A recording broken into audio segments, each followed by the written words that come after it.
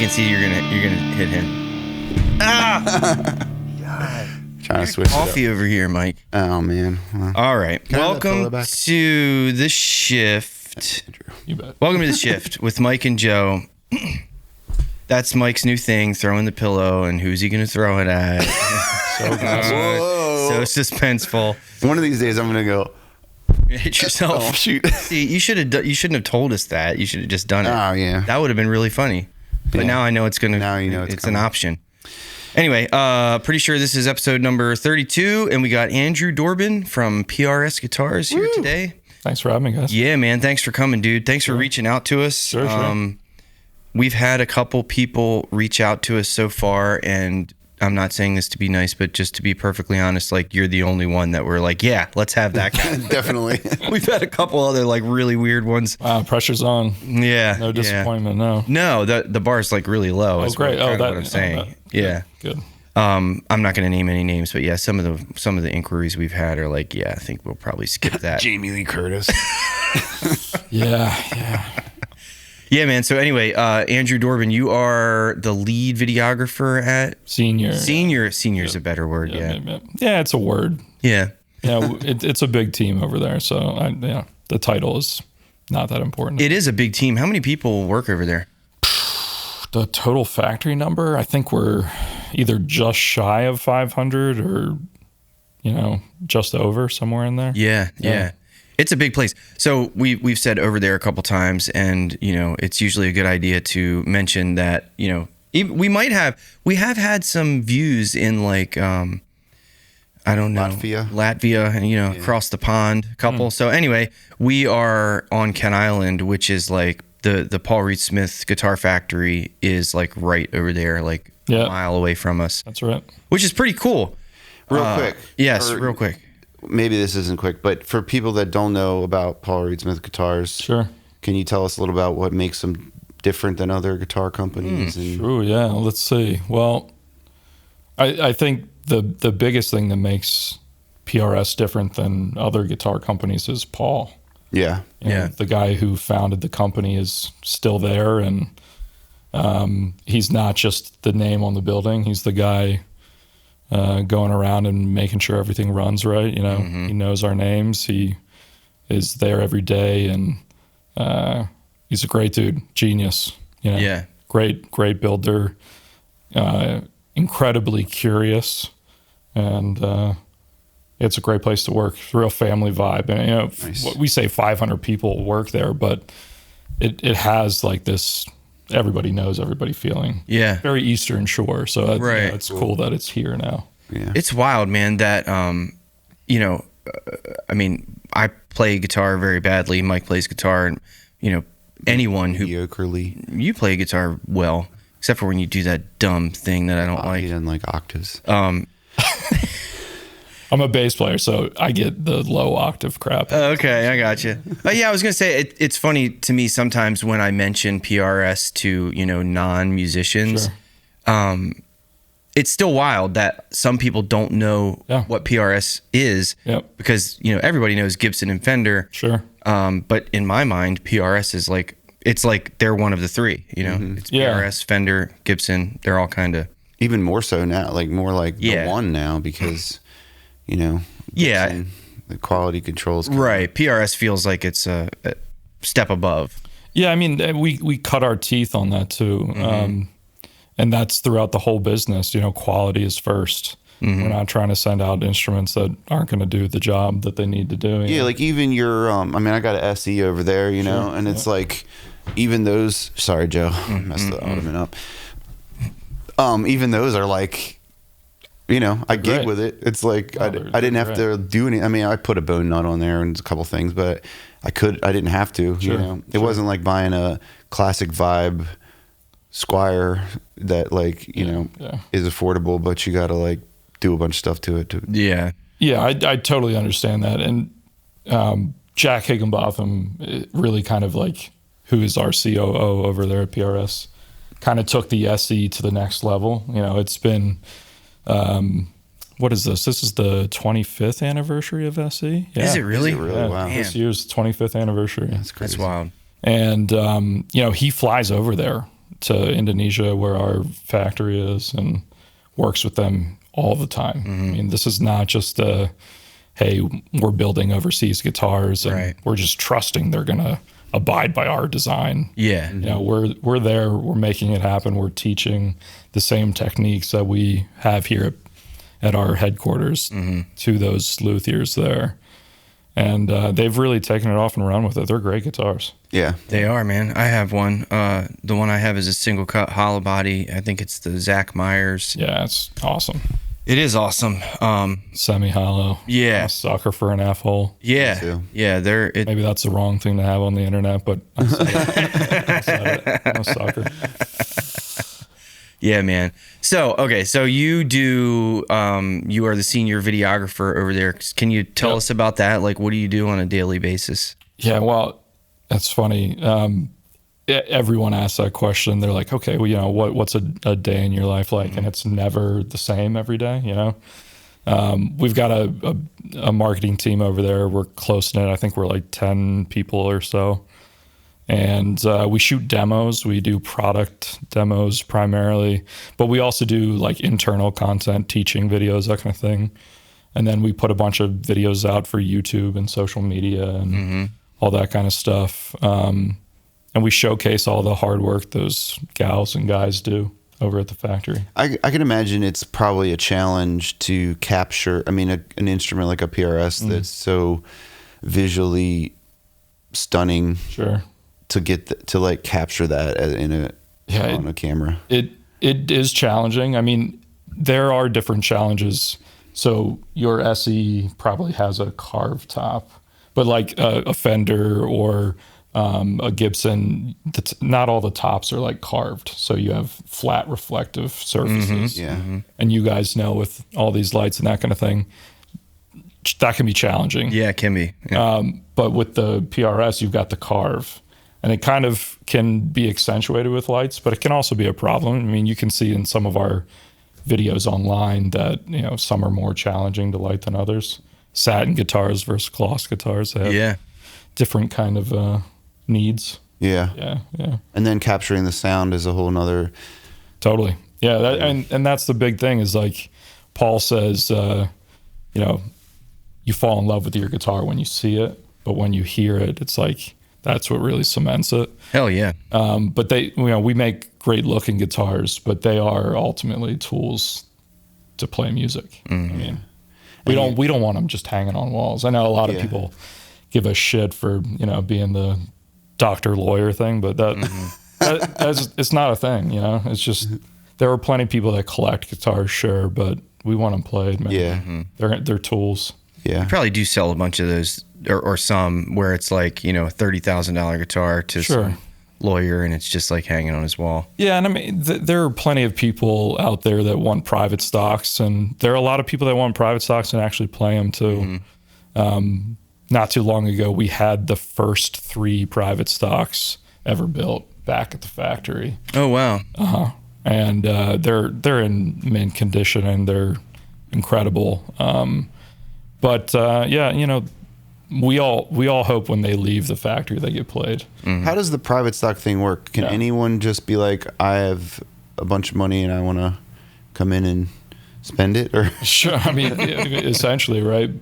We believe in having dealers. You know, we don't sell direct to customer. Yeah, that's what I kind of. So we believe in the brick and mortar and having those relationships built. So if you want a private stock, you can find a private stock dealer. You know, if you don't know where one is, you can go on the website and check that out. But yeah, essentially you go there and you're like, hey, I've got this idea. This is kind of what I want. Can you guys make it happen? And go to the factory, or you go to the dealer, and essentially then they put the inquiry out to our sales team, and we build it out. You know, and then you guys like just send some to dealers, like. Yeah. Or would that not be considered a private stock?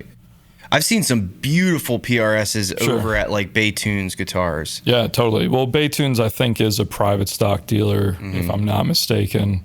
But they carry, I think Baytunes carries just about everything we make from, you know, SEs on up to private stock level. So there's a bunch of different tiers and price points and building appointments.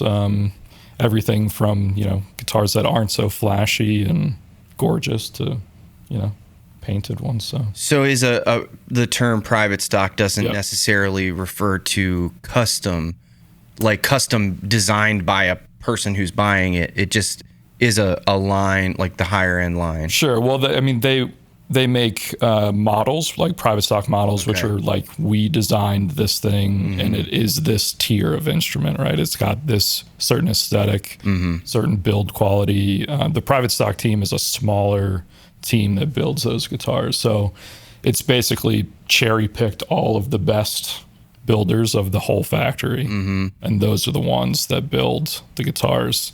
And I say that, but they also work in tandem with the other people building them there. So oftentimes private stock team will be ones that pass new techniques down the line. Okay. So they kind of get incorporated through. But we build private stock models. If you're a customer and you have this custom idea and this grandiose thing you want to do, you can also do that.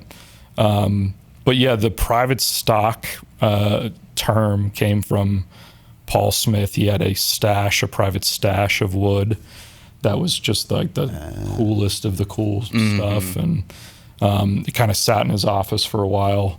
And any time an artist would come through, he'd be like, "Hey, check this out," and they're like, "Oh man, that's sick!" Gotcha. Let's build something with that. Yeah.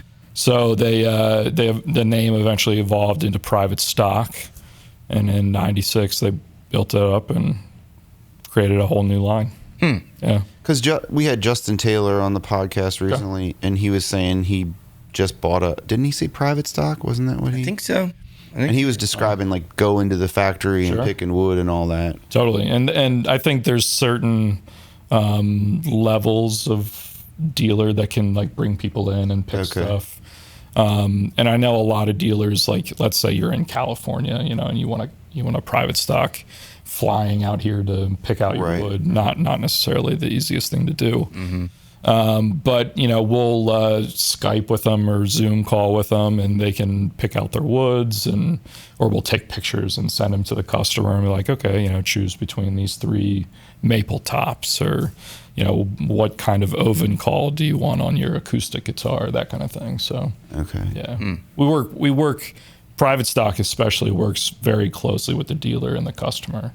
So So you would still, generally speaking, go through the dealer even if you're like building Absolutely. a customer, Yeah, a custom absolutely. guitar. Yeah. Yep. Huh. Okay. That's interesting. Yeah. So this is a tech question, but when you're doing an acoustic video, what do you typically use for capturing that sound? Great question. I wish I had a concrete answer for you. Paul Smith, being a guitar builder, is also like a studio rat too. So he has a huge collection of mics and he tinkers with them. So it could be anything. I mean, Okay. he could be like, we're doing an acoustic demo. He'll bring in a matched pair that are super glued together, or have like zip ties holding things together, but they sound incredible. It might look awful because he's been tinkering with them and Taking out just the taking the guts out of them. condensity, Yeah. Right. But he loves that. He is obsessed with knowing how things work and picking the things that make his guitars or any guitars sound great. That's his thing. So PRS now, I mean, you guys started as an electric guitar company. Yep. Is that fair to say? Yep. And now you've got acoustics, Yep. amps, Yep. pedals. Yep. What? Anything else I'm missing? That's pretty much Accessories. the gamut. Yeah, that's everything, right? Yeah. Yep. What else is there? I don't know. I was Cases. Cases. yeah. I I guess was that's an accessory. telling you before we turned the cameras on that I was over hanging out with Mike Palmisano yesterday, and he was telling me he had a PRS amp also. I think it was I don't remember the exact model. Yeah, but yeah. I'm pretty sure he said it was a Tremonti amp. Yeah, MT15, And that, yeah, I think so. little black lunchbox. looking Yep, thing. and it has like holes all in it. You can see the tubes through it. Yeah. And he was telling me about how, it's I guess built to be like a high gain amp. Sure. But he was playing like country, like clean country, like picking kind of stuff through it. And Yeah. he was, going on about how it's such a great amp for that purpose, even though that's not what it was meant built for. Totally. Yeah. We have this running joke too that, you know, when we're filming demos, a lot of the time we talk about how versatile an instrument is or an amp is, that kind of thing. Mm-hmm. And it's because that's like a core philosophy for our builds, you know. All of our instruments are meant to go out and play all sorts of music. Like, I think traditionally speaking, if you think of a guitar like a Strat or a Tele, you have in mind style, right? And Paul's original philosophy for building guitars was he was a tech, you know, he was a repair guy. And he fixed all of the issues that he found coming to the shop, whether it's Strat, Tele, Gibson, you know, you name it, you know, Rickenbacker.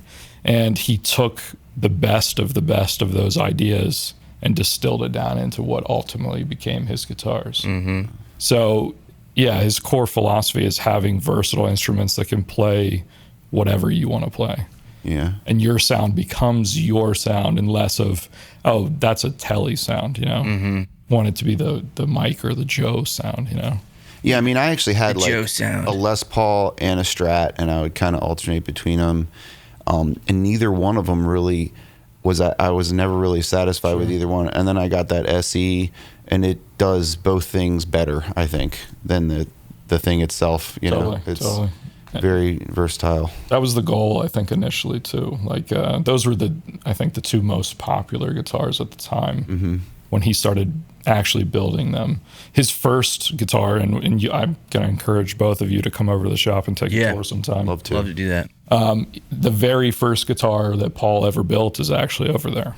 Oh, cool. And this is the guitar he built in like a bedroom when he was growing up, and he essentially made it with like a pocket knife. Like no fancy tools and knowledge of what he was doing, you know. And it's rough, but I mean, it's like us playing cover songs. Like it is a kind of not a rip-off, but like an ode to a Gibson. Yeah. And that's what he loved, you know. So he kind of tried to do his best version of that. Cool. And I think eventually, you know, multiple guitars came through his hands, and he came up with the design that we have now, you know. Wow. Yeah. So, tell us about how you got into video, how you came across Pollard Smith, and when did you decide you wanted to be a videographer? Oh, man. I don't know that I ever really decided I wanted to be, you know. I feel like all of us who shoot video now to do a lot of other things, you know. I guess ultimately I'll start with like how I got involved with PRS. My dad is a photographer. And back in, I think like 2000, 2001 kind of era, he shot a bunch of photos for Paul. The Academy Art Museum in Easton was doing an exhibit that had his like Dragon guitars all up on the walls, and they, you know, had this big event and that kind of thing. And my dad was lucky enough to get some of those guitars in his studio in Easton and take some photos. So I saw those guitars then. I don't know that I realized, you know, at 11 what a PRS was, or they just looked like cool guitars. And, you know, I was at the time, you know, starting to play music and that kind of thing. And then later on, I went to college for filmmaking. I really wanted to be a screenwriter and moved to LA or New York and do that whole thing. And ran out of money real quick and didn't want to kind of follow that dream anymore. And there was an internship available at PRS, and I came back from Philly where I was going to school and took it, and the rest is kind of history 13 years later. Was the internship like in the video marketing department, or just like a? It was like a general marketing department, art department, I think is what they called it at the time, the art department intern. So I was helping Mark Quigley, who is our creative director, art director at the time, and we were taking photos and doing general marketing content and kind of coming up with ideas for videos when artists would come through. They were shooting some video, but not a ton at the time. And I kind of saw that as an opportunity to build something out, do something add something to the company. I was pretty enamored with PRS when I first got there. It's like going to the Willy Wonka's chocolate factory for musicians. You know, it's a crazy place. Like you walk down on the floor and see what they're building, and you're just like, this is crazy. Yeah. This is wild. It is wild that it's like, you know, it's Here. right there. Yeah, you know what right I mean? here, right, sure. I mean, I'm sure anybody says that's near, you know, some kind of huge factory or something that's, you know, worldly renowned. Sure. Well, and it's funny because, you know, we say factory, right? You have these ideas of what a factory is. Right, yeah. And then you get over there and it's like, oh, this is like your dad's wood shop. Right. You know what I mean? That's how Paul started. And I think that kind of vibe, that ethos, it's not like an assembly line, you know?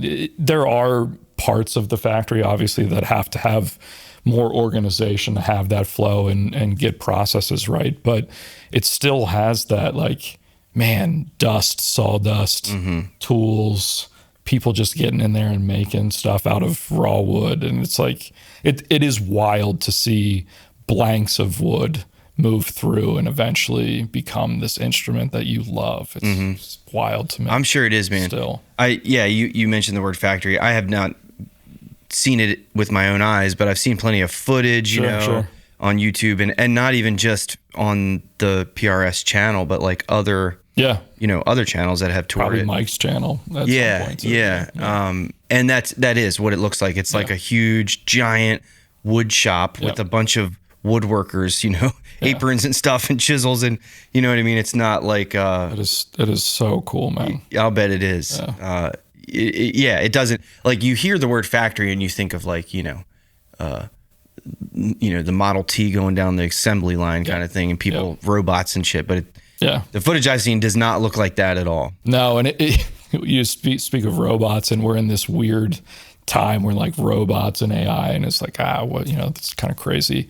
We do have some robots now. Yeah, I mean, which is interesting, but we've named them, so they've become, part of us. You know, where they're not going to be the outsiders, or we're going to bring them in and make them family too. But we've got invite them to the Christmas party. Yeah, exactly right. Yeah, they can serve us the food while we enjoy ourselves. You didn't hear that, guys. No, but we have contests or like little creative things at work where we ask people to submit names for these robots, and off the top of my head, I think we've got some spray robots, Patrick Swayze, and what was the other one? It was like something playing off Optimus Prime, Optimus Primer or something like that. But yeah, it is really a pretty hands-on thing, you know. Mm-hmm. There's no getting around taking an organic material like wood and just sticking it in this machine and it spits out a guitar. It's just, it's not possible. Right. It's just not possible. Yeah. It takes a lot of love and care. Yeah. And I mean, I'm sure plenty of guitar factories, automate as much of that stuff as possible, but certain places it makes sense. Yeah. Right. I mean, it does. You got to have, the SEs are affordable, and there are models that are, at the bottom end, I guess, that are like super affordable. Sure. But, everybody needs to, there needs to be a guitar that costs $100 that you can buy for your, 7-year-old kid to Got to get your foot in the door. Mm-hmm. What was your first guitar?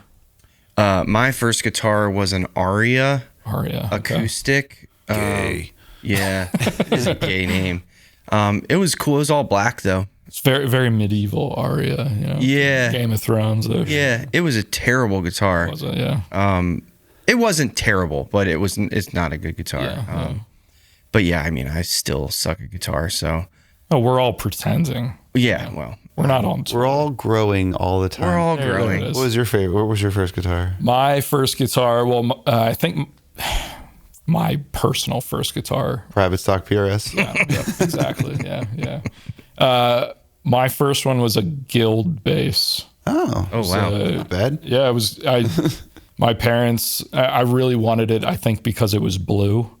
And I was like, oh, that's so cool. I gotta have a blue. I had never seen a blue guitar before.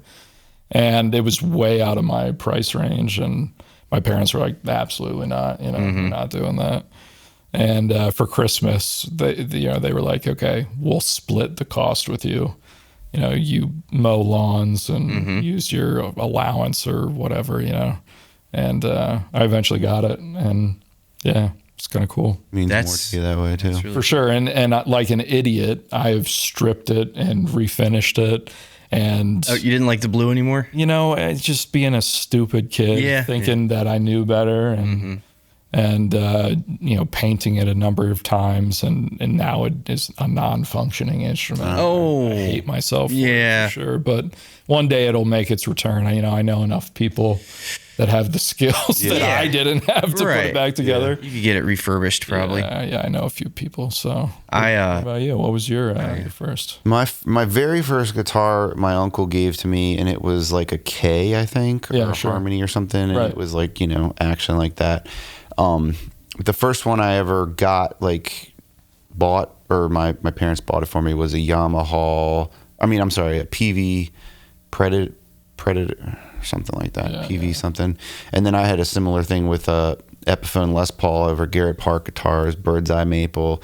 Really wanted it, and so I worked to get half the money, and then my parents matched it. So. Love that. What happened to that guitar? Good parents. I'm ashamed to say it. Say it. I sold it. Did you? Did you get more money? Probably not. I did. I made a little money on it, yeah. Oh, that's good. Yeah.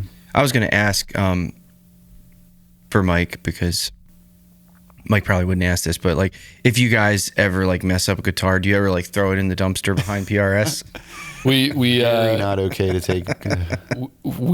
I will say that we have really good quality control, so it's not often that it happens. Yeah, right. But yeah, it does happen where don't you cut them in half or something? We do cut them up. Yeah. There's some machining mistake or. I asked that question as a joke, but now that I think about it, there was a point where I came across a unfinished PRS, it had no electronics in it. This was a long time ago, maybe 20 years ago, and the neck was like it had snapped. Sure. I don't remember where I got it from, but whoever it was, they had both pieces, and I think I reached out to PRS, and they were like, "How did you get this?" They were really skeptical of the whole thing. I was like, "Can you fix it?" And nothing ever came of it. But I'm sure that's a fireable offense for as an employee going out and trying to. Yeah, we don't. They do a pretty good job of cutting that stuff up, but it's probably after I reached out to them. They're like, "Let's cut them all up now." Well, at the same time, working in a factory, you come across cool shapes of things that got cut up, and everybody's desk and cube, has some cut up piece of a guitar somewhere. Yeah, I definitely have a few, laying around. But it's funny. One of the engineers that worked at PRS for a long time lived in Easton, and he took an old prototype body or whatever it was, and he screwed it to his mailbox. Oh, cool. So I remember growing up passing that and being like, why has he got a guitar body on his mailbox? Who is this guy? And I didn't find out until I started working there later that, he had been there a long time. And that was just, That's a cool use of a... It's cool. Yeah. It's cool. Guitar mailbox. Yeah. So I want to ask you some more about your job there. Sure. You've already told us some of the things that you work on, the YouTube channel and stuff. Are you more like a DP, or do you oversee the whole package? Are you, behind the camera? What's a DP? Director of photography. So basically just the person that's running the camera. Okay. Do you have a hand in editing the videos? Yeah, we do a lot of, it's a shared experience really. We're a small team, so we do a lot of the work, we do a lot of different things, and no one project is ever okay, I'm only going to shoot the camera, or I'm only going to edit. We share those responsibilities to get the job done. So sometimes I'm behind a camera. A lot of the times for the demos and that kind of thing, I'm running the audio and mixing and mastering, all that stuff. Paul Smith kind of personally has taught me a lot of his techniques. He's obviously very particular about how things sound, and he wants to represent our guitars as best as possible. So Yeah, that's a huge deal. it was, and personally, it was a big deal too, to have him invest the time, I'll bet. and teach me these things. And learning together too is also like an underrated kind of benefit of working with him. He's ever curious, so he learns with you, like as much as he's teaching you things and saying, okay, this is how we're going to mic this cab today, we're going to use such and such mics and this technique, and then we're going to mix it this way. You know, you might get in the studio and try that and it doesn't work, Right. so what do you do next? You know, it's like you get to kind of work that out with Paul Reed Smith. Yeah, I'm going to take that opportunity. Yeah. I'm going to do that, you know? So that was a huge honor for me, for him to kind of invest the time and trust me over the years to kind of be the shepherd of that. And now I get to kind of put that stuff on the internet and let people see it. So that's kind of cool, you know? Very cool. So yeah, I do a lot of the audio side of things. But I've got another great videographer that works with me, Mike McInerney, who was, I guess the last thing he did before he worked for us was an LA editor.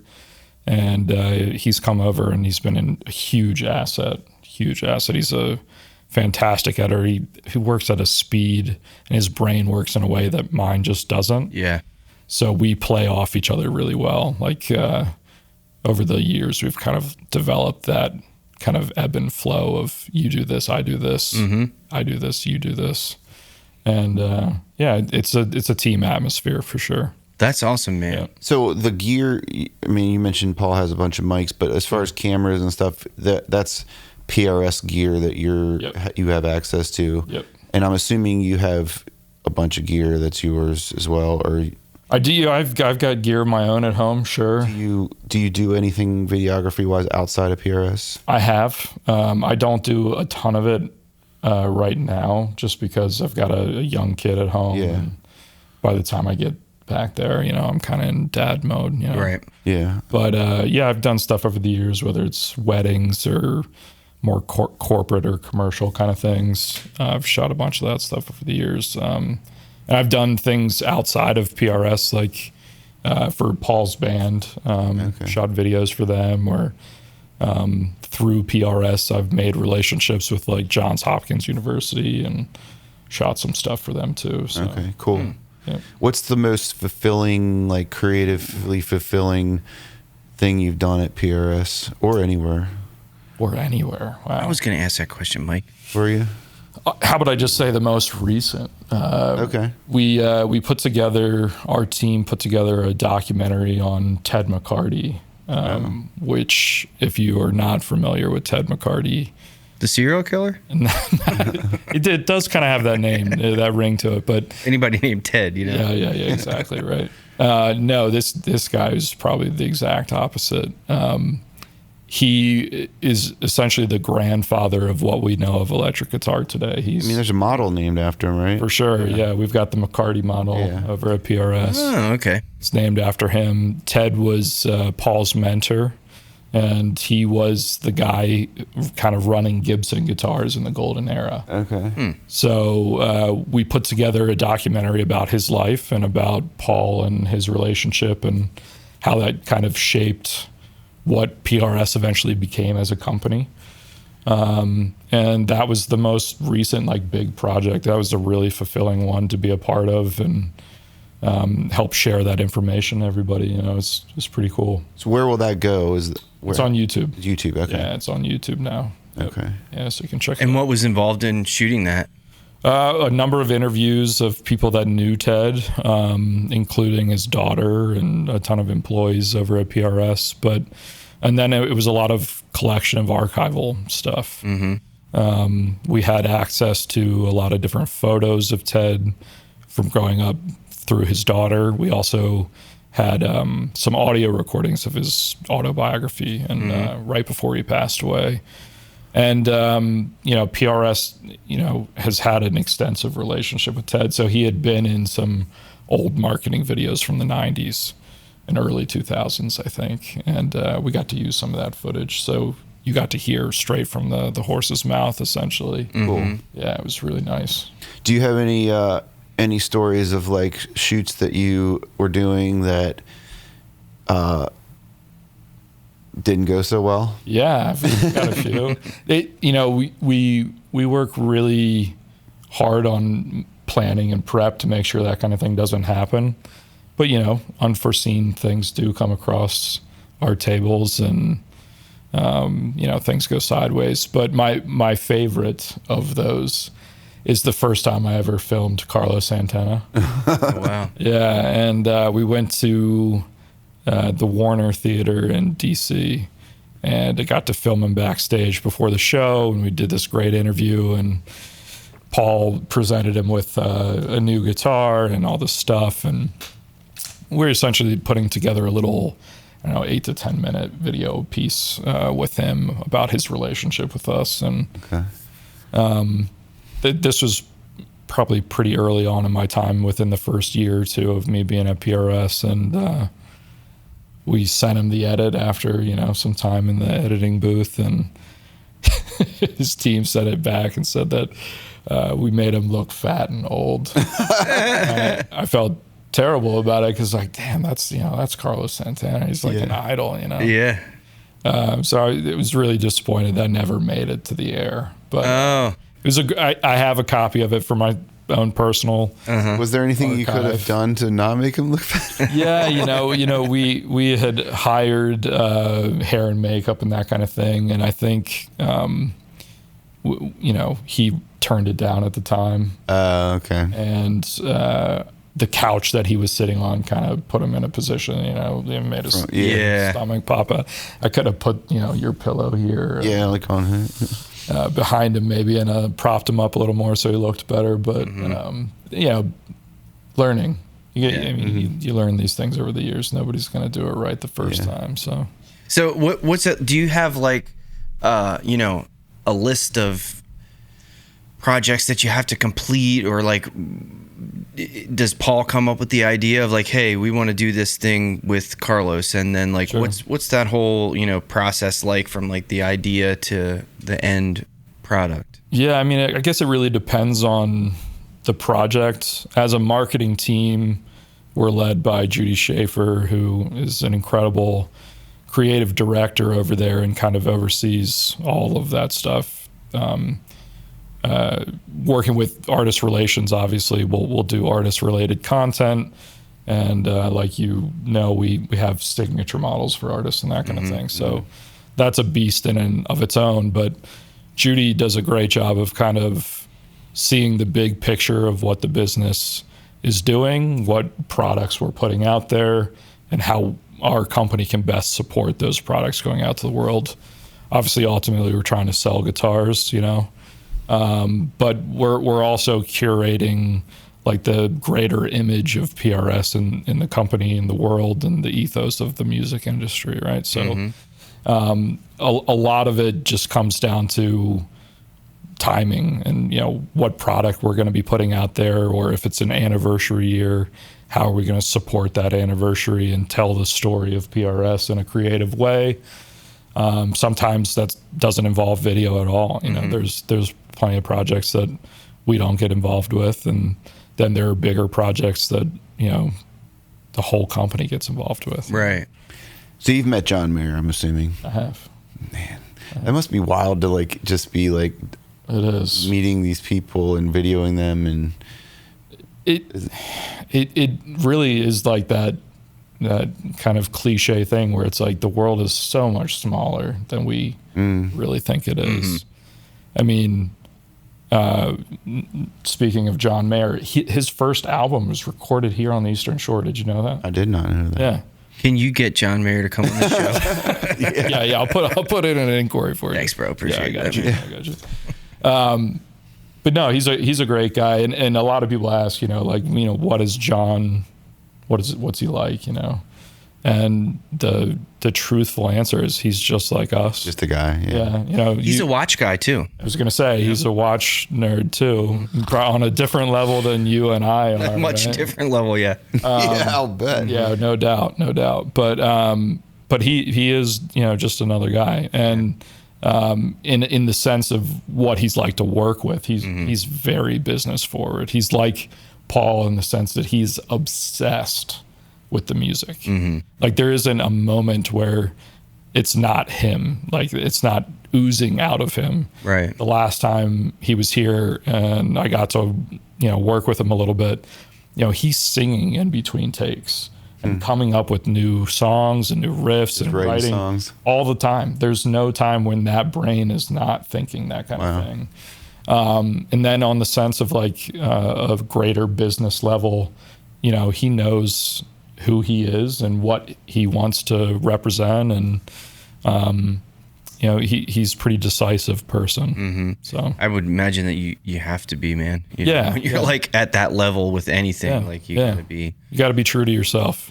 Yeah. It's a good lesson for us non-John Mayers. Yeah. Right. Yep. Be true to ourselves and trust our instincts, you know, as creatives especially. Yeah. What's like your favorite, like what's an artist that you were, I mean, probably John Mayer would be one, but like. Can I ask a John Mayer question again before we move on?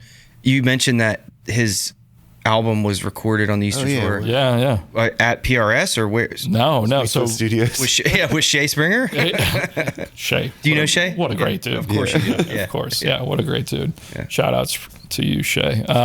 It was not at Shay's. Should have been. It should have been, man. Shay, I don't know. Shay would have been pretty young at the time. So that would have been some real trust.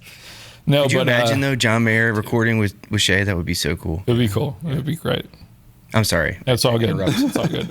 No, so Room for Squares, the first big album for John, was recorded down here. I don't remember the name of the studio.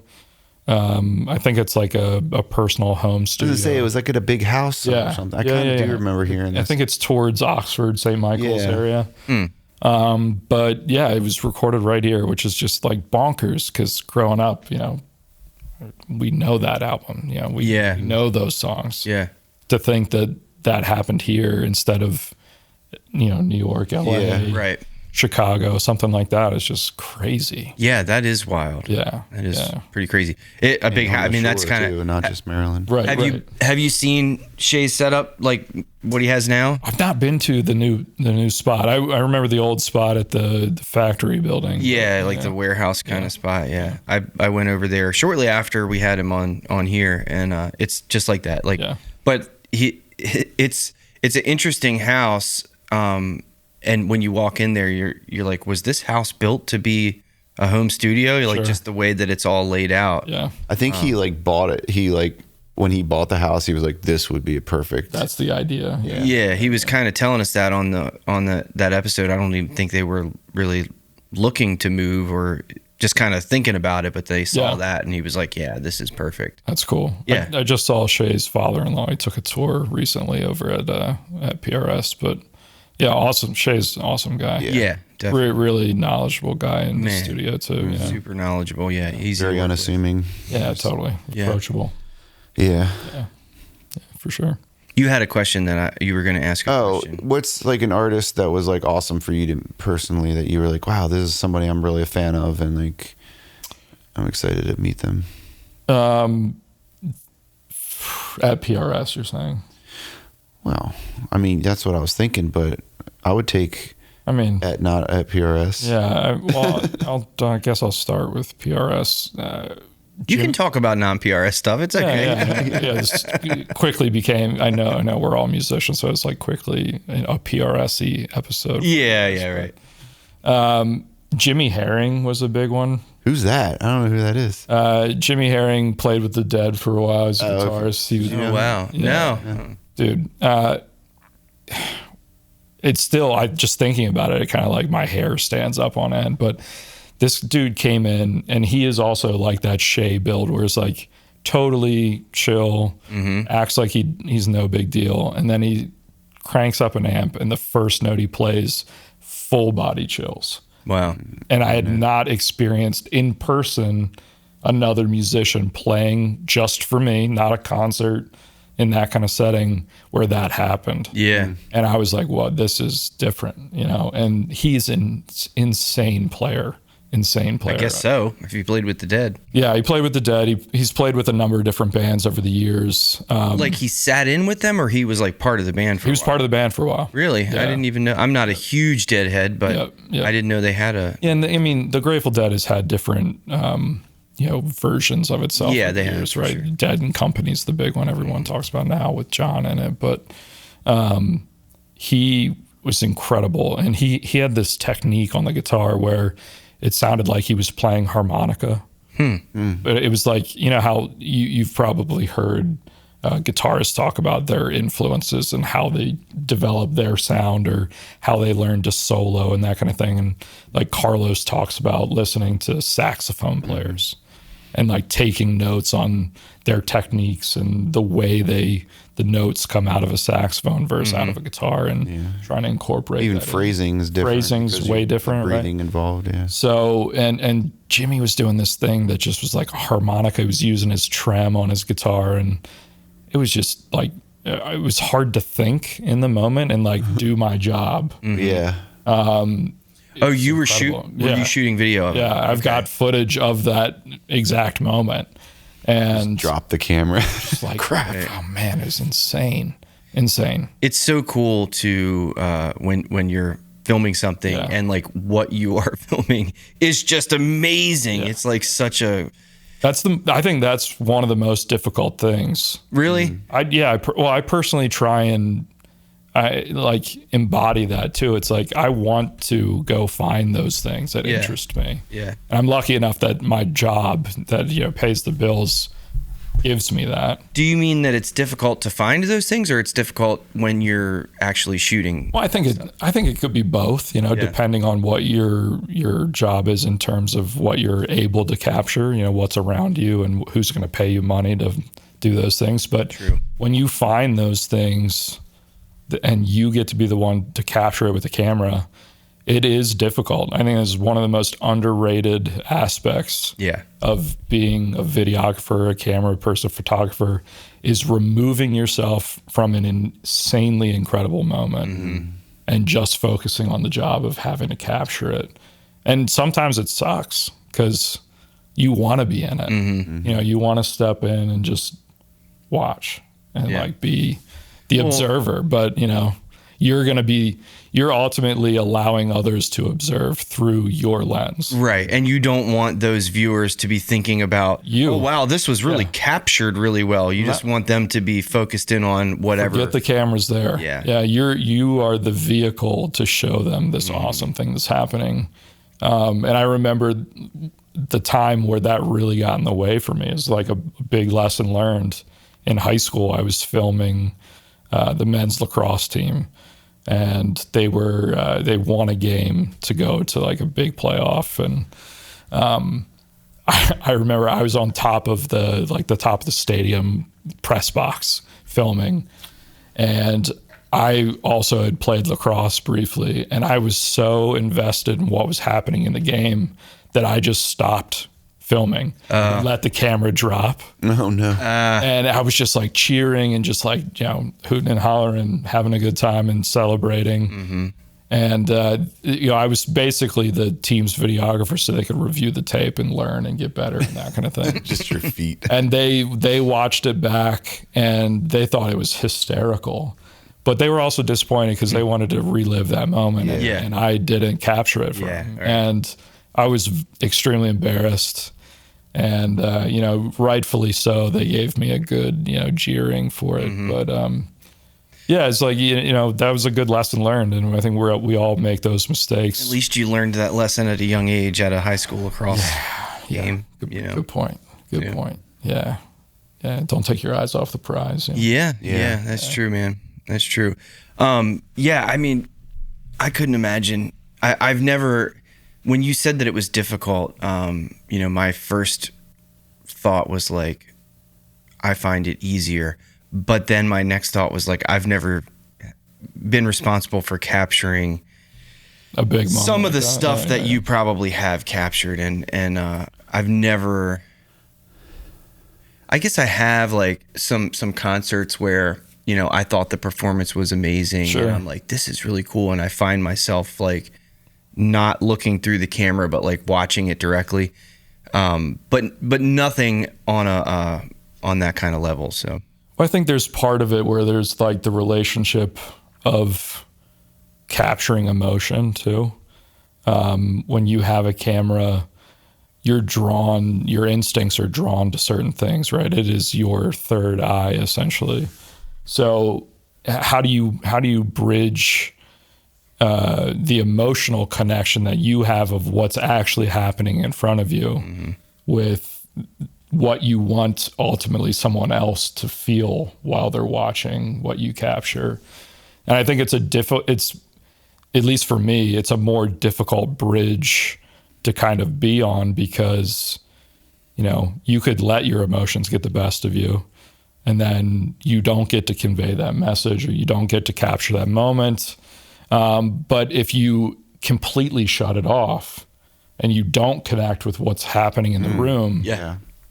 then the viewer is not going to get it. Yeah, They get none of that information. That is a tightrope. And I don't think, you know, for a lot of people, maybe you don't think about that type of instinctual kind of, you know, person behind the camera capturing and getting a moment, but there has to be that unseen relationship. And for me, at least when I'm behind a camera, I want to capture that as best I can. yeah, Or else, what's the point? What's you the know, point? the way you were describing that reminded me of something that I heard at one point. This may or may not be true, but apparently at one point B.B. King was talking about like learning music and playing music. And as I recall, it was like, learn everything, learn all the technicalities, and then forget it all and just play. Yeah, And, you know, he may or may not have actually ever said that, but that made a lot of sense to me. And it's kind of like similar to what you're talking about.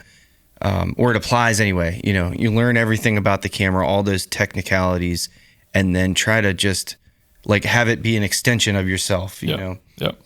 But yeah, it's really interesting how you put it. You're trying to, you want to convey that the emotion of the moment that you're capturing.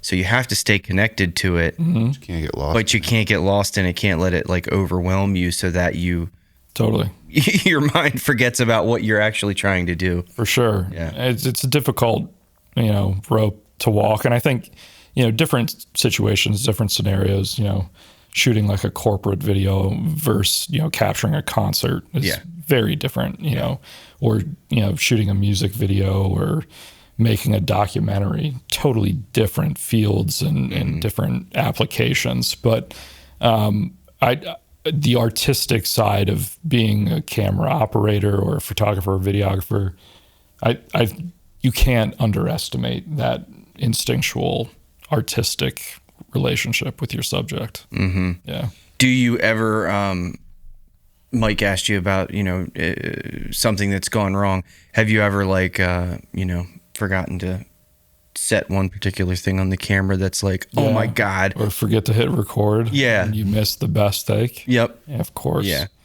Yeah, it's devastating. It is. It is. I still wake up thinking about some of those moments. Like, it's funny. My wife, you know, was a server at a restaurant for a long time, and she says sometimes, you know, she'll wake up in the middle of the night and she'll be like, "Shit, I didn't take, you know, that cup of ranch to table 43." right. I was like, "That was 15 years ago, sweetheart." Yeah, like that.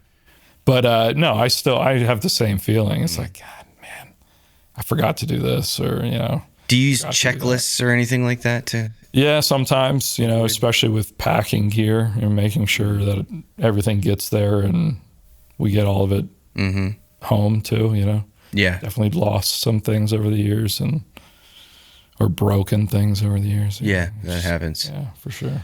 Do you get to go on location for a lot of stuff? Yeah, we do. The last couple of years, we've gone to Austin to film some stuff. We've been to New York, California, Philadelphia. Yeah, we go all over, wherever the artist need takes us. That's typically when we go travel, is to capture artist stuff. Mm-hmm. Like live performances and stuff like that. Well, whether it's live performance or, if we're coming out with a new signature model or product with an artist, we'll go capture them in their home studio or shoot a video with them on the road if they're touring somewhere. Not every time an artist will pass through here, even though this is a great kind of pass-through point for Philadelphia, Baltimore, DC, people, coming down the East Coast from New York. So we get a lot of artists that come in, but sometimes, it doesn't always work out. So we'll go see them. Mm-hmm. Yeah. Cool, man. I bet the travel is something that, I have a kid too. So traveling for work is not easy for a lot of adults, but totally, it's a cool part of doing this kind of work.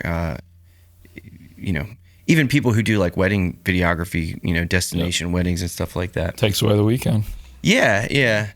But it's a fun experience, It is. Yeah. And I think I really enjoyed when I didn't have a kid, especially in a family. Really enjoyed going on the road and doing stuff. That's just the sense of adventure. Mm-hmm. You're going to a new place. You're totally unprepared of what's actually going to happen when you get there, and you can sit back and make a checklist and go all over your goals prior to getting there, and then when you get there, things are going to change. One of the things that I've only been doing videography for about 4 years now, and one of the biggest challenges, and I'm realizing that it's for any videographer, is like, trying to make something look good in a brand new location. You show up there, you've got a bag full of gear and different tools to use. Yep. And, how do I optimize this for the camera? So we might put Mike to sleep, but can you tell me, like, what are some interesting, things that you've learned, over the years, just videography related, like tools that you use, techniques that you use to make things look I was good? actually going to ask that question. Were you? Yeah. Okay. All right. Well, you asked a question I was going to ask earlier, so fair. Now we're even. All right. Well, since you asked, Thanks. Look directly into Mike's eyes as you answer this. Since you asked, I think for me, especially when you go to a new space, like I like to go in no gear in hand, check the room out or check the space out, whatever it is, and understand how the space is lit naturally.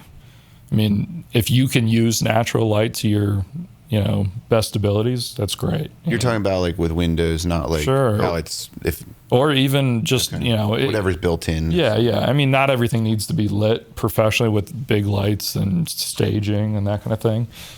Some documentary settings you want to capture things as is, right? Mm-hmm. But I guess it also depends on what you're trying to convey with what you shoot. So, do you want to set it up so it looks professionally lit? Do you want it to be more natural and capture your subject in a more real environment? So my first instinct is always to go in and see as is what it is like, and then decide how I'm going to modify it and why I need to modify it. And that's, you go from there. And you already have an idea of what you're trying to convey before you get there. Yeah, most of the time. It's rare that, especially with the work that I currently do, that I don't already know what I want to do or have some kind of idea. Mm-hmm. Now I'm always, and I try to actively work on being open to change as much as possible, and like really surrendering to that. Because I think that's when we get the best stuff. I mean, when we work with the unexpected, you get the unexpected. And that unexpected thing is often more exciting and cool than, okay, you need to control every aspect perfectly. You sometimes that's great. In studio setting, obviously you want to have as much control as possible. But I think that level of excitement can be, displayed through a camera. Now, do you tell your subject what to wear? Sometimes, yeah. Okay, it's not just Joe. Not all the time. Mike had another shirt. It's actually over there. It's a combination of puke yellow and baby poop green. Oh, I see. He wanted to wear Somebody that. at Levi's thought it looked good. All right, they made it. And I told him that he put that outfit on. I was like, you got a lot of brown on, but it's bold, and then he decided that he's a bold person. Yeah. Well, I'm appreciative of you asking him to put this gray shirt on. Yes. And covering up that Fender Yes. logo. Well, hey. Yeah. Oh, yeah. Jeez. Oh, that's a good point. Yeah. I was hoping. I didn't want to have to ask you. That would have been a real dickhead move of me. What was I thinking this morning? You know what's funny? Like, I literally, this is kind of gay of me, but I thought that, hey, the maroon would look good under this beige. It's not gray. It's kind of a beige, and it has a nice texture to it. It's grayish. Grayish. And I did not even think to myself, dude, you're going to wear a Fender t-shirt when you're having a PRS guy. Like, I didn't even think of that. Yeah, way to go. When you're gonna have a chef on. Yeah. Yeah. I'll wear a vegan shirt or so. That doesn't make any sense. I thought we had a different guest than we did today. I was very confused about who was coming in. So that's Mike thought you were Chef Egg. Yeah. Well, he saw the bald head and he's like, yeah, this must be that. This must be Egg. That egghead guy. Yeah, for sure. So when you're outside of PRS, we've talked about you have a family. Yeah. Do you find it hard to not video everything and be in the moment, or is that like what's your role? What role does the camera play in your family life? It's complicated. Yeah. Yeah. I mean, part of me is very upset with myself that I don't use it more. Yeah. And part of me is happy that I'm able to just switch that off and be in the moment and kind of have what we were talking about is like, I get to just be me and I don't have to worry about capturing and the longevity of, capturing some kind of footage. But yeah, I mean, with a kid, I'd love to be able to relive those moments sometime in the future. And I don't take as many photos and videos as probably my wife would like to. Okay. I'm sure that she would would like me to do that more often. But man, I really enjoy not having to do it. Once I get home. When you do it, yeah, are you content with like your phone, or do you have to get out the A7? I'm never content with the phone, and I hate shooting and vertical. Okay. I'm happy to do it for work, but yeah, man, I live in the horizontal space. Okay. So I'm always everyone, family members too. They all shoot like vertical. Mm-hmm. Yeah. And I'm like, just turn it. You can see more. We can get the whole picture. Do you have one of those hats that says "Make video horizontal again"? No, that's a great idea. Is that a thing? It is a thing. Yeah, I don't have one. I'm kind of surprised I don't because I own a lot of hats. But yeah, Christmas idea. Play on the Make America Great Again. You could make that one of your drop shipping things. I could. Yeah, I could, and that is a niche. So Mike's talking about. I've been sharing this idea. I've been talking about it for a while. Apparently, you can make a lot of money with like drop shipping T-shirts. Sure. And I'm gonna do it. Yeah. Do you guys have like a slogan, a saying on the show, or? You have shift with Mike. We do need a slogan. You need a slogan. Yeah, but no. Well, what I was getting with that is, my initial thought was like, yeah, I'm gonna make some cool camera niche T-shirts or whatever, blah blah blah. Yeah. But as I've done a little bit of research, that kind of stuff does not sell. The stuff that sells is like dog mom with a paw on it, and like pray love. Yeah, like live, laugh, love. Right? Yeah, that kind of, that's super cheesy stuff. That kind of stuff sells. So I really don't care as long as it pays money. Like I will make T-shirt designs that says Yorkie Mom. I sold my soul to make this T-shirt. I sold my soul to make this T-shirt. That's a great one, actually. Yeah. That is a good one to start with. Yeah. I'm full of good ideas. You should listen to him more often. I should. Yeah. So, do you have any hobbies outside of handling work? I do. Well, I've got a number of them. Like I said, I play bass, which I guess is somewhat related to what I do. Yeah, but I think Mike's trying to bring up watches. He wants us to talk about watches. You don't want to do no, that. I actually forgot. I shouldn't ask this question. What's your Grail watch? My Grail watch. Hold on, let him answer the hobby question. I do. I have recently gotten into watches. I've got this weird thing. I'll keep it short just No, for I'm just you. kidding. It's but, fine. I also wanted to be a writer, right? When I first went to film school, and this idea of being in the film industry and that kind of thing, writing was like my first love. Okay. And I love to say that I bridged my two parents' jobs into one. My dad was a photographer. My mom is a writer. And I was like, okay, filmmaking, that makes sense. I can take these two things that I've been around and grown up around my whole life and kind of shaped me. Yeah. So writing would be a huge hobby kind of thing. Most recently, I've been a dungeon master and playing Dungeons and Dragons. And I've been writing a personal like homebrew campaign for friends and running that. I think it's been 2 years now. So a homebrew campaign? Yeah. So instead of like following a story in like a pre-written kind of quest in the game, you write your own. That's cool. Yeah. Is this a Dungeons and Dragons thing or a homebrewing beer thing? Oh, no. Yeah. Homebrew is like what they say for you coming up with your own thing. You make it at home. Went right over the top of my head. Yeah. Sorry. Yeah, it's all good. I don't know how I knew that. I was like, Well, that makes you're sense. pretty nerdy. I've never played Dungeons and Dragons. What did our last guest said? If you wear glasses, you're a nerd. Yeah. Basically. Yeah, you have no choice. You have no choice. Cool. Yeah. So, do you, aside from Dungeons and Dragons, homebrew, what else do you like to write? I love writing poetry. I'm not good at writing poetry. Okay. I don't know really that anyone is. Yeah. There's this idea of like, oh, well, there's, this great world of famous poets and we all, read these things and they make us feel all this shit. And it's like, yeah, but they probably hated their poetry too. Yeah. Yeah. So I do get enjoyment of doing that. The other night, right before I was going to bed, I wrote a little poem about my cat. Nice. And my wife's like, "What are you doing over there?" I was in my notes on my phone, writing this thing out. And she looked over and she's like, "Are you writing a poem?" I was like, "Yeah, about our cat, about the cat." And she's like, "Not about me." It was like, oh. I was like, okay, well, I got to rearrange this priority.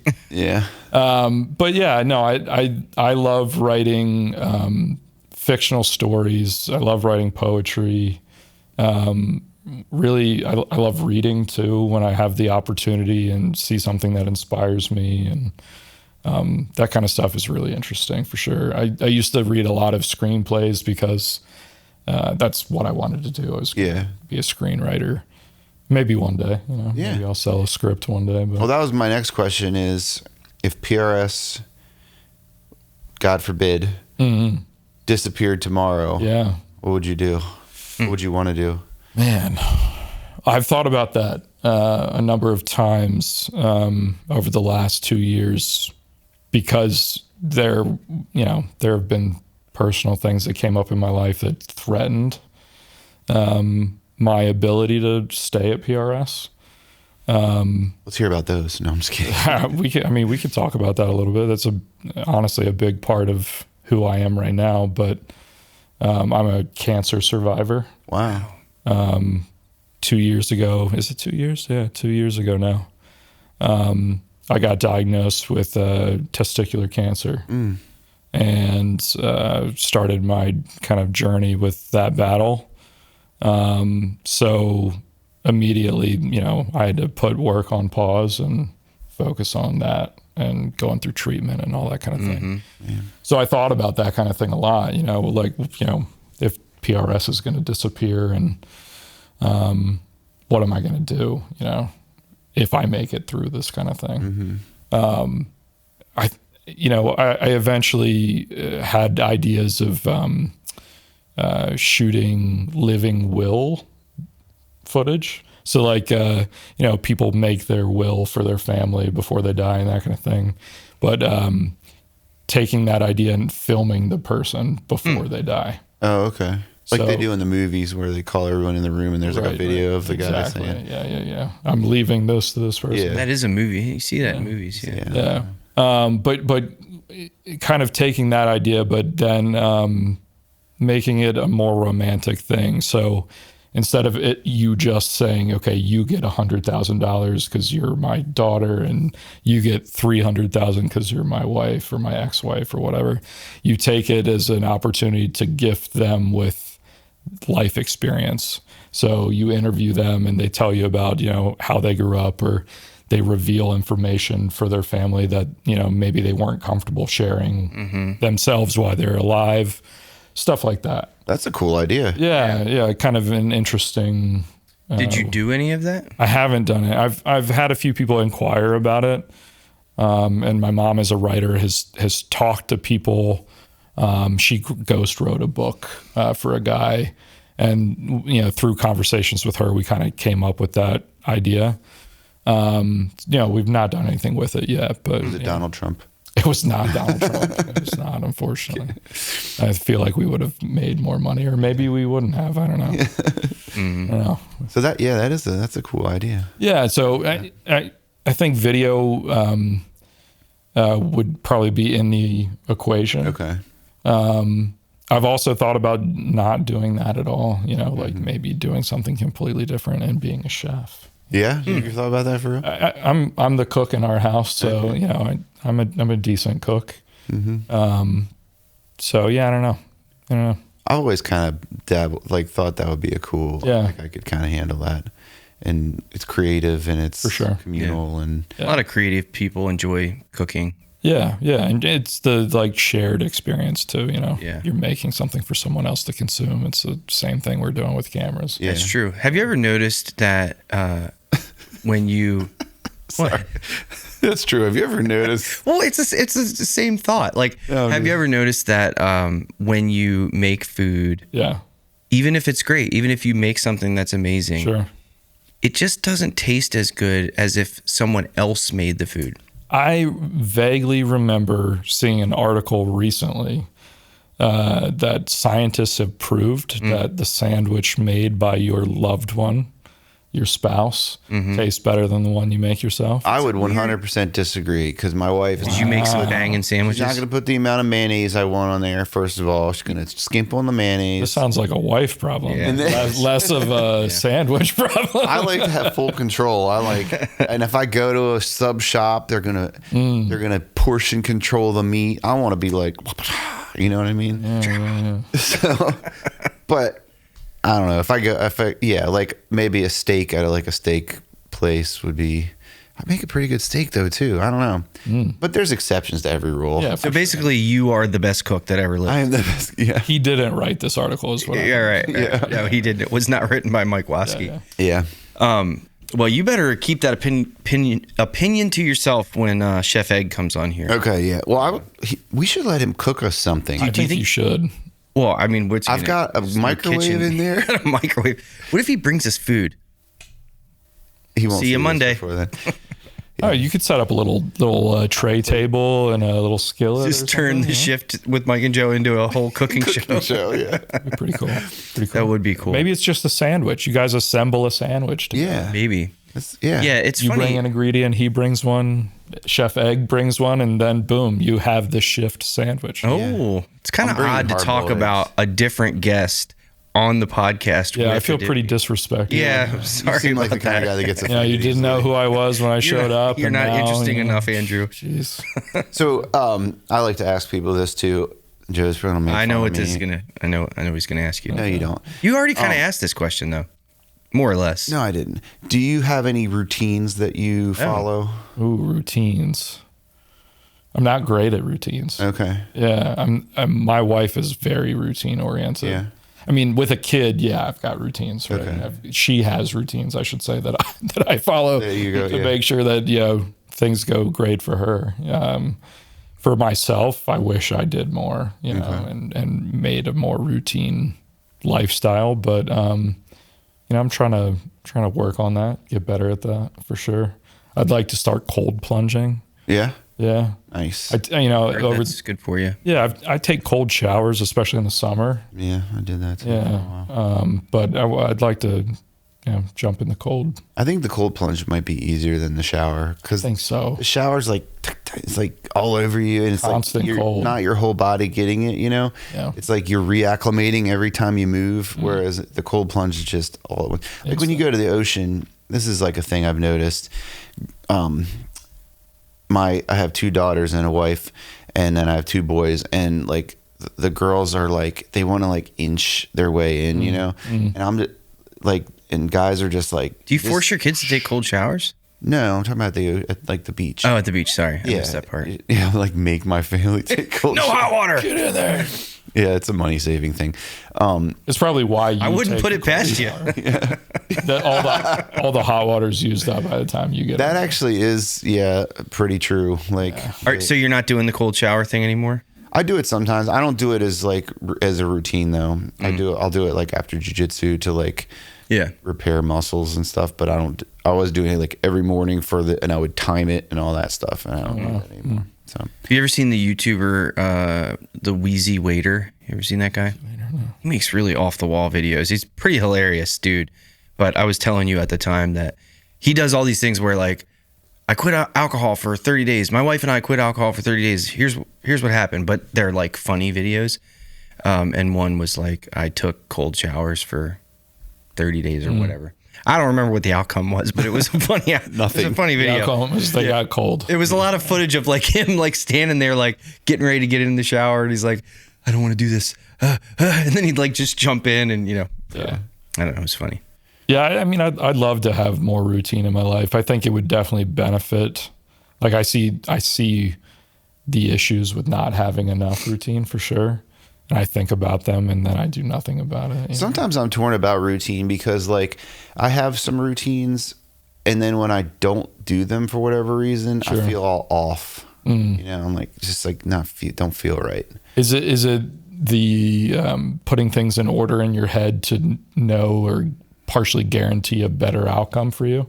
Because I know you like control of what's on your sandwich. Yes, It's true. Well, I mean, I have some like breathing exercises I do that really like. And you stretched before this. Yeah, I like to stretch. Right, Yep. sure.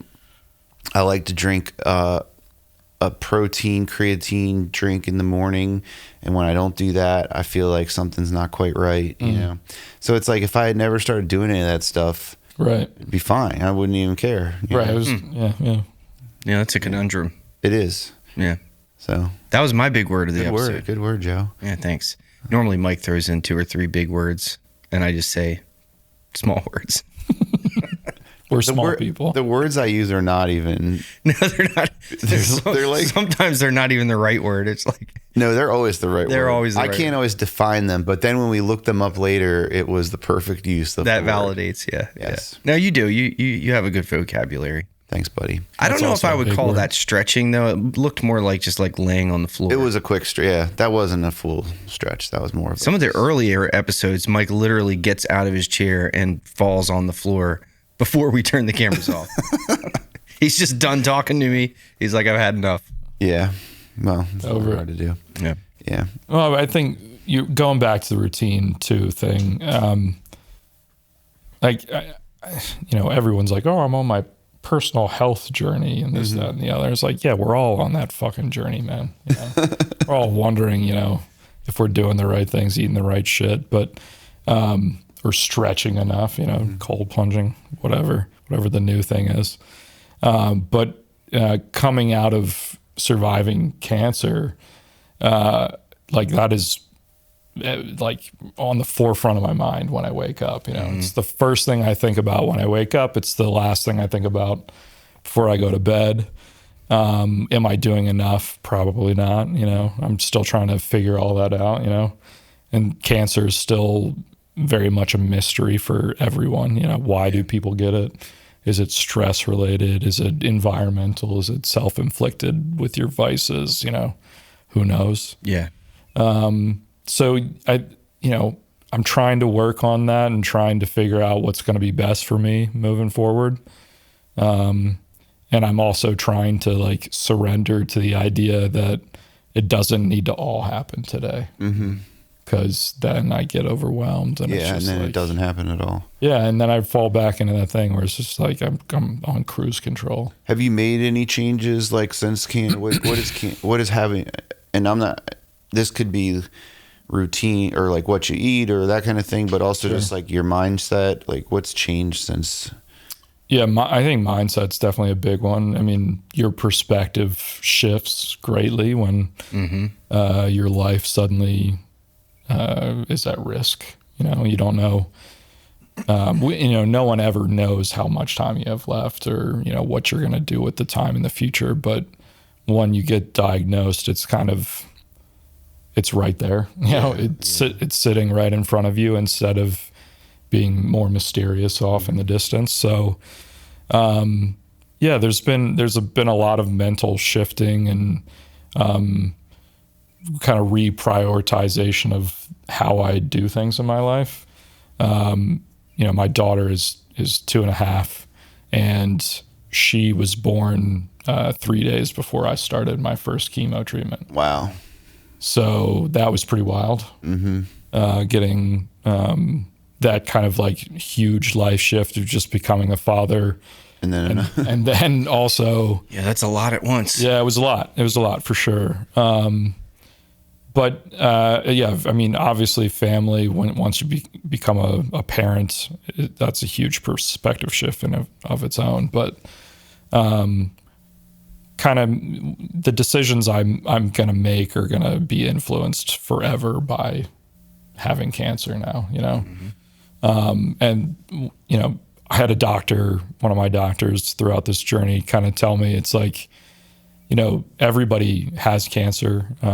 Some people consider themselves in remission or cured or whatever, but it is just a word about the realization of death.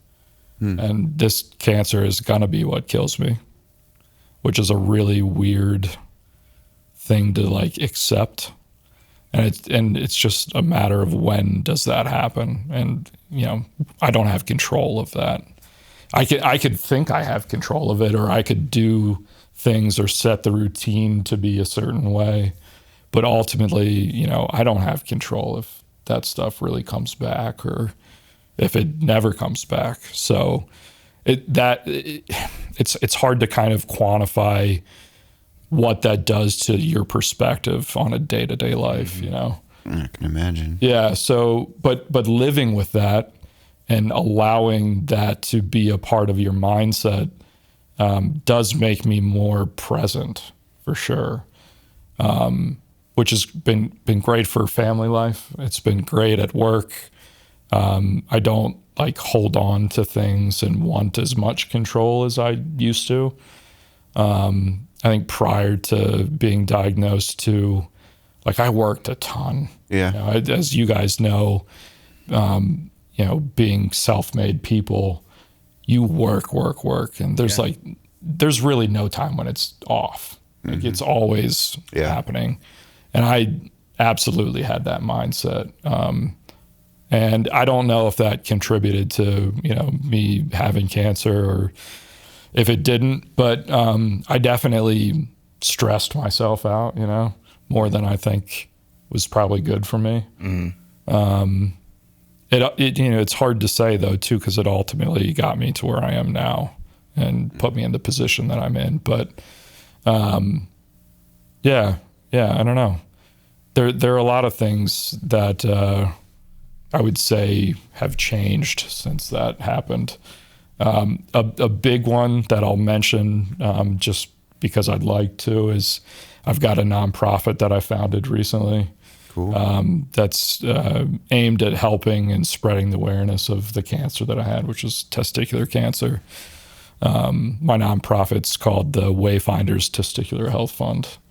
And we're working on letting youth know essentially that this is a common cancer and how to catch it early, because it can be caught early and you can survive it. So how do you catch it early? Yeah.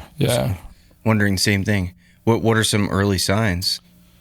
There are a number of different things, but I mean, as guys who take cold showers or not cold showers for you, I never said whether I take cold showers. You should try it sometime. He takes lukewarm showers. Lukewarm.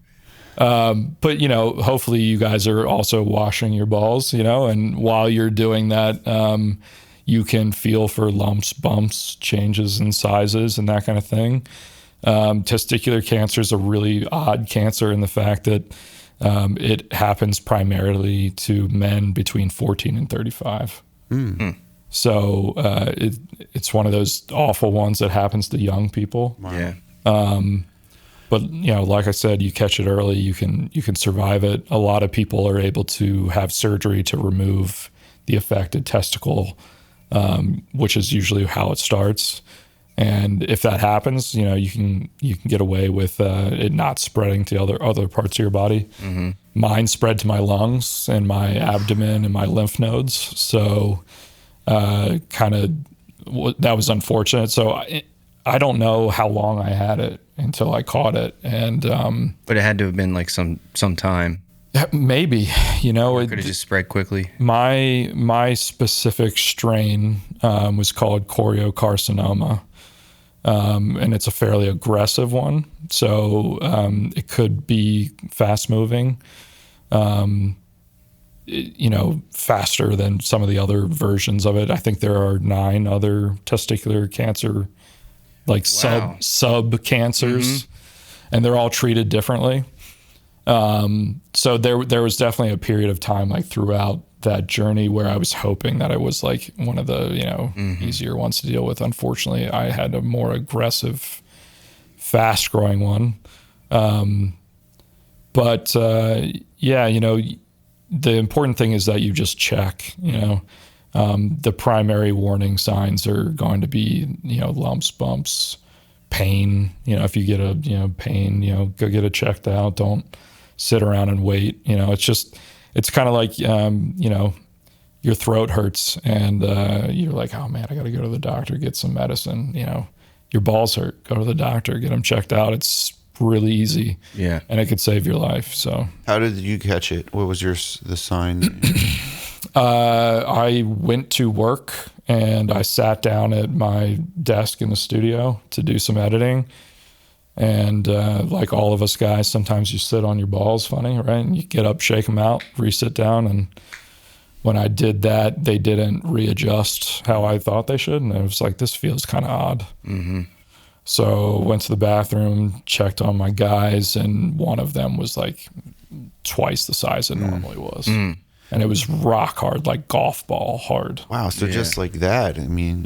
It felt that way to me. I've talked to my doctors about, could it be that quick? Could it be overnight that this happens? And it's probably not. It's likely that I missed the signs or I wasn't taking enough notice when I was, washing myself or, should have been checking myself to notice the issues that were happening.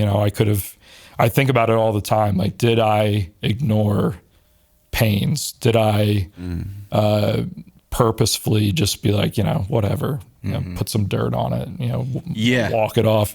Which I think a lot of guys do. 100%. 100%. And, I also thought about like injuries. Like, we were stupid kids. We used to, punch each other in the balls, growing up. We're boys being stupid boys. Mm-hmm.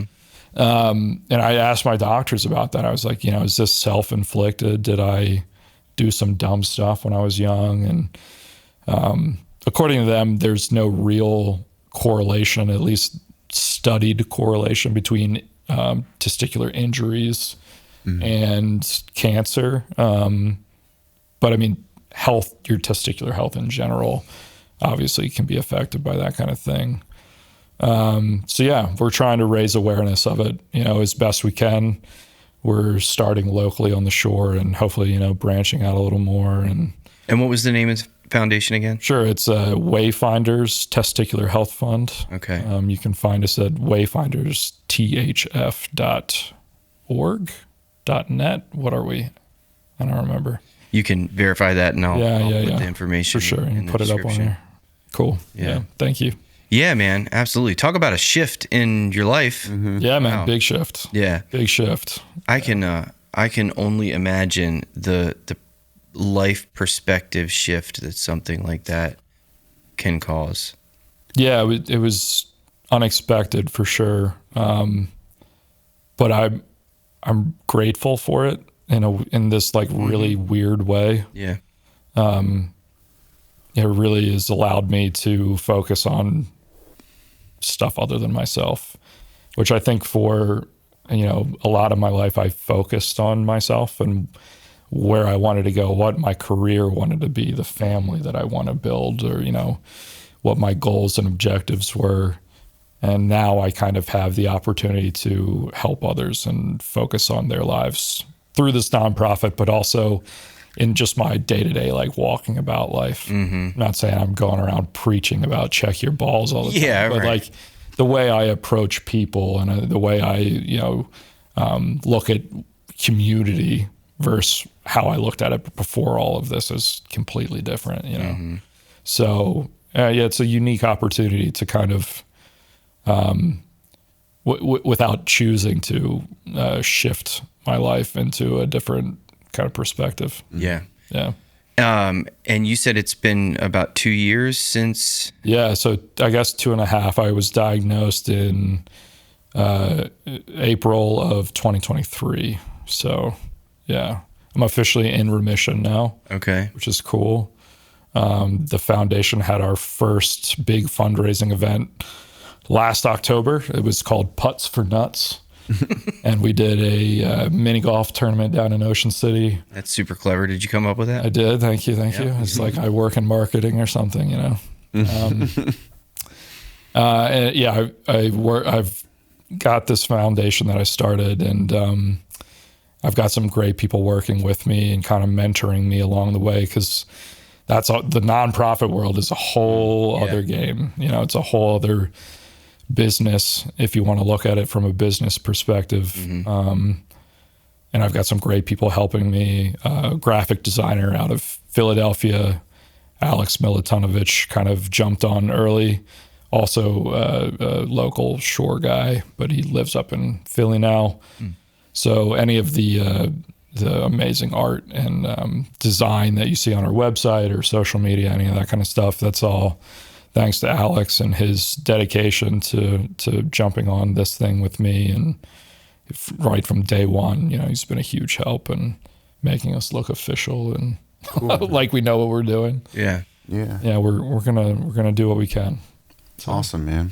Yeah. That is awesome. Do you have any other events or fundraisers coming up or planned? Yeah. We're gonna do year 2 of Putts for Nuts this October again.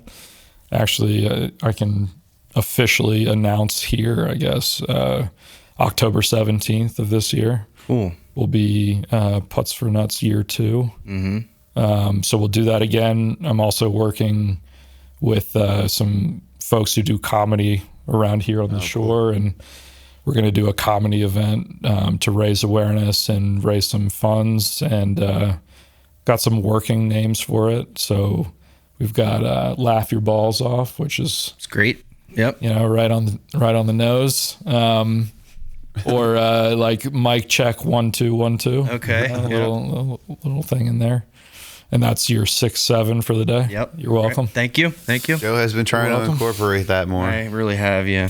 Totally forgot about it. The whole testicular cancer thing made me forget all about 6-7. Yeah. Sorry to sidetrack there. I think that's what it meant the whole time. 6-7, probably is. Little Yeah. check your. Yep. Hey, that's it. That could be. We found new meaning for 6-7. Yeah. Actual meaning for it. Actual meaning, right? meaning. Yeah. Do you have I was just thinking when you mentioned the comedy thing, I bet Cult Classic would love to work with you for that. Yeah, we've got a few places we're kind of like talking with, trying to vibe out what's going to be the best scenario and how many tickets we can sell and all that stuff. Cult is obviously a great place. Yeah. Love those guys, and Rory, and the whole team over there is fantastic. Growing up in Easton, the Avalon's beautiful. Yeah, it is. What a gem that is for the shore. So the Avalon's another one. And then there's another theater in Easton that I guess opened up more recently. I don't even remember the name. Oh, really? You know where the old historical society was? They've apparently like redone that, that room. So I got to check that out and see if that would be a good spot. So, but yeah, either way, you know, we'll find a good spot. And, Got some options. Yeah. That's really cool, man. Congratulations, by the way. Thank you. Yeah. Appreciate that. Trying, you know, you definitely trying to come up with like questions about that topic is It's a weird. difficult thing. Yeah, it's weird to talk about for myself. Well, you know. I mean, you know, congratulations for, you know, getting through it, and thanks for, you know, being willing to talk about that kind of stuff, you know, on a setting like this. Sure. Because, you know, I mean, yeah, we started talking about PRS Guitars and your you know, your role there, and, you know, that's a shift in your life, and then so is this. Yeah, no doubt. You know? We go through so many. We do. And it was interesting how you put it, like a shift that you did not choose. Oh, yeah, totally. What about you? Did you have a shift you didn't necessarily choose? Or a path? Oh, man. A path you took that you didn't see coming? Well, sure. Videography would be one. Yeah. Yeah, I mean, I was thinking more like heavy, but the videography thing was just a result of, you know, I play music and I wanted to get some videos of my band and playing music, and I was using my phone. And although I was very impressed with what phones could do, you know, at that time, as I, you know, then I got one of those apps to put on your phone so you can actually adjust the shutter speed and the aperture and all that. And I was like, wow, this is pretty cool. Yeah.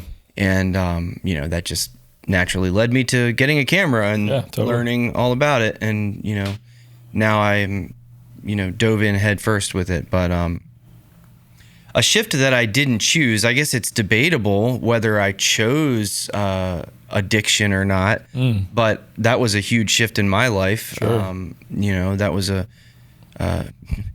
kind of similar to cancer in a way. You know, it progressed more slowly, you know, over a period of time. And something you live with. Yeah, for sure. So the shift really was, you know, stopping using, you know, entering into recovery and that whole thing. You know, you mentioned the word surrender a few times in this conversation, and, you know, on that topic, the biggest shift was that surrender. And we kind of talked about this in the Palmisano episode a little bit, but like, you know, one thing that I really remember, I was in treatment, and, you know, everybody's like, hi, I'm, you know, Jerry, I'm an addict. Hi, I'm so-and-so, I'm an addict. Hi, I'm so-and-so, I'm an alcoholic. And I was like, hi, I'm Joe. Yeah. And I was not saying that word, you know. And after, it took me about 2 weeks, 2.5 weeks to, you know, of having a mind that was less and less foggy and more clear, you know, and having all this education surrounding me. And I remember, you know, something I was wrestling with in my mind, like everyone else is saying they're an addict and an alcoholic. Like, I fucking know that I am, but I'm not going to say it. Yeah. And I remember there's a particular Narcotics Anonymous pamphlet. They have two different ones. One is, am I an addict? And the other is, who is an addict? I can't remember exactly which one it was, but it asks you questions like, have you ever done this? Has this ever happened to you? Has this ever happened to you? And we were like in between groups one day, and I was walking around, like, you know, killing time, and I picked up one of those two pamphlets, and I remember like sitting there reading it, and I was just like, man, I cannot deny this. You know, I can't answer no to these questions.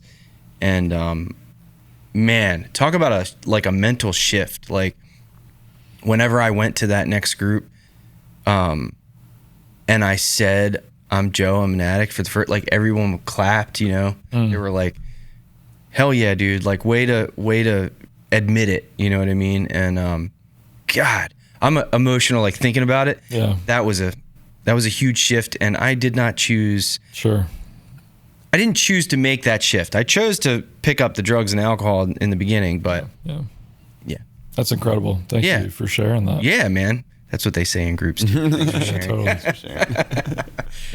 You know, I also you know, not that cancer is anything like addiction, but No. having that moment to submit to it, you know, and realize that, you know, you're not walking away from this, and it's not going to just, You're not going to will your way out of it. Yeah, for sure. There's similarities for sure, Yeah. because you can't control it and it progresses, and Yeah, for sure. you know, you have to accept it and do something about it. Yeah, man, I denied my shit for a long time. Yeah. My wife was pregnant, so I was like, this is not about me. And my doctors were pissed that I delayed treatment, because I was like, I'm gonna be there for my daughter's birth. Like, I don't care about the cancer thing. Like, it might be my only thing, so I'm gonna fucking be there for it. Right. Which was definitely a tough decision to make, because, you know, it probably spread a little bit in that time, I'm assuming, but I wasn't going to miss that. And part of going through treatment with her being an infant, a newborn, was like, I can't hold her, because it comes out of your pores. You know, you can't expose a newborn child to radiation, you know, all that shit. So chemo, and anyway. Yeah. So my acceptance moment of like really surrendering and letting that be a thing was like the day after she was born. I made this playlist of music for my wife when she was going to give birth. We obviously got sucked into the moment and didn't use it, you know, as she's going through all that. And You then, didn't think to turn on the Spotify playlist? What an idiot husband. You're not doing anything. What are you doing?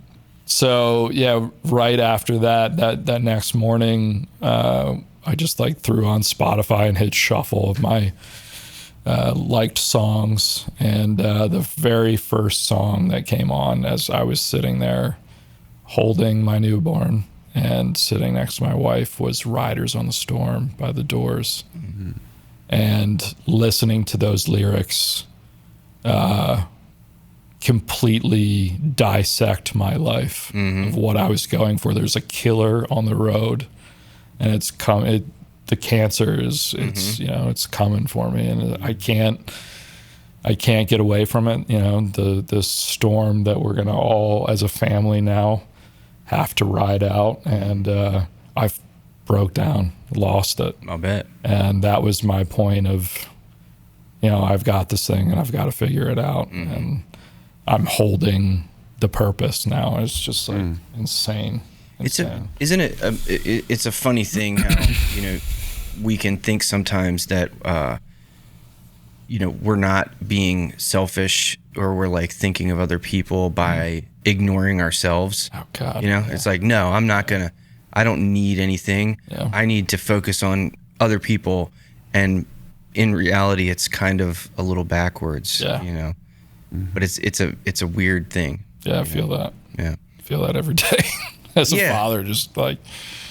That's like a lesson I learned early on, because my mom was a flight attendant, and we'd always go on trips, and they'd always, I didn't know that. Yeah, and they'd always say, make sure you put on your oxygen mask first. Yeah. Before you try to help your kid or whatever. And that's like really stuck with me in life in general. Like, yeah. That's amazing that you learned that analogy early on. That's another analogy that they use, or metaphor, whatever.